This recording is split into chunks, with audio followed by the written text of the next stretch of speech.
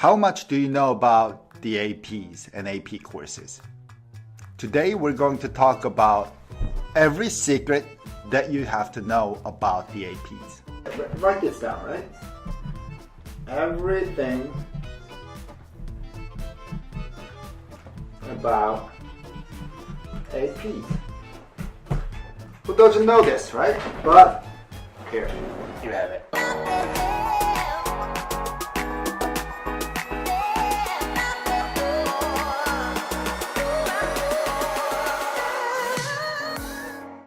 My name is Andy at 앤디프랩. This is Charles.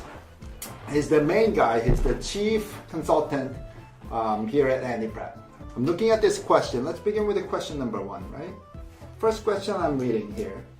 What if one doesn't study the AP course and wants to go and take the AP test in May? Is that possible?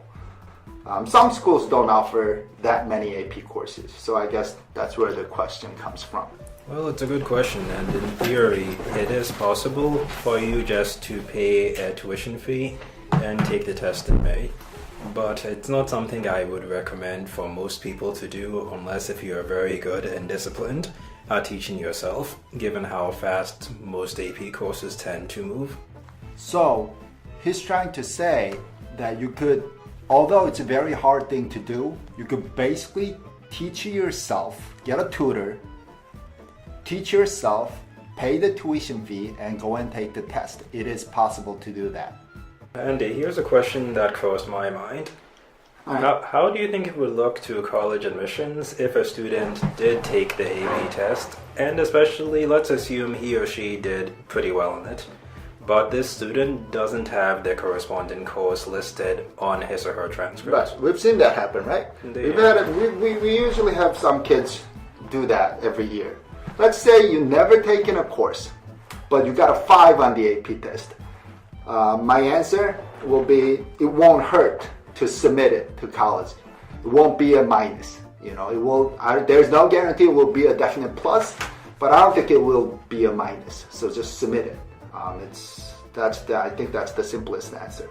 We had a student about, was it 2-3 years ago, who, I think, what was his name, Ali or something, who did that with the AP biology course. Yeah, I think how many did he do it? I think he studied 2 subjects on his own. Yeah, it worked out pretty well for that student. Yeah, pretty smart kid. But there was one thing that I believe he did was, he also, when he was writing his application, he had his counselor write or mention something about that, or he wrote a little note at the end of his application. I think so. I think we asked the teacher to sort of include it on his letter. Exactly. What if a student does not take the AP test after taking the course? Let's say he or she feels that they're not going to do well on this test for whatever reason. If you're taking an AP course, your teacher will definitely make you go and take the AP exam in May. No exceptions. So you have to take the AP exam if you are taking the course. But the good thing about it is there's a high chance your teacher may cancel the final exams in June. So what you would get in May, an AP test, will be your final exam score for that course. Back from my own personal experience, though it was a long time ago, that was how things worked at my high school, that with our AP courses, they didn't actually have a final exam, but taking the exam and how you did on it would count as the final. Right. Charles, do you think it's possible to send partial credits, partial scores of the AP test? For example, if you've taken 6 AP tests and you've only done well on 3, and the other 3, your score is not that great, can you just send the good 3 scores and not send the other 3? Well, when it comes to reporting APs on your college applications, there are 2 things to consider.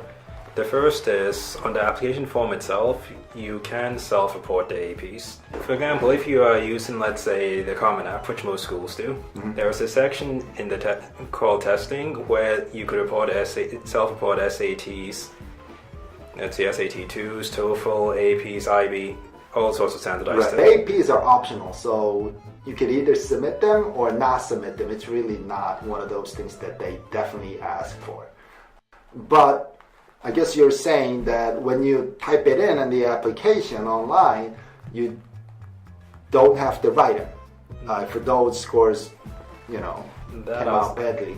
In fact, I would generally say you shouldn't report it if it's below 4. It's not really worth reporting it because you're not going to get credit for it. Don't you have to send the colleges the actual scores?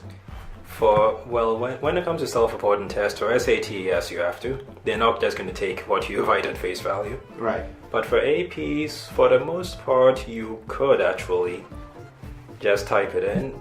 You would only need to send their official score report if you are looking to get actual college credit for those courses, or if the school asks you. So I guess it's almost safe to say that you don't send the actual AP scores until you're asked to do it later. Chances are they would only really need that if they make you an offer of admission and you're deciding to attend, because then that score report will be used for actually giving you credit. Right, for so those courses. once you get accepted, that's when they're going to ask for actual proof of the scores. Then submit the scores. The problem is when you submit the AP scores, all 6 scores are gonna be delivered all together. So you can't just send 2 good scores and not send 4. All 6 packages are gonna go together.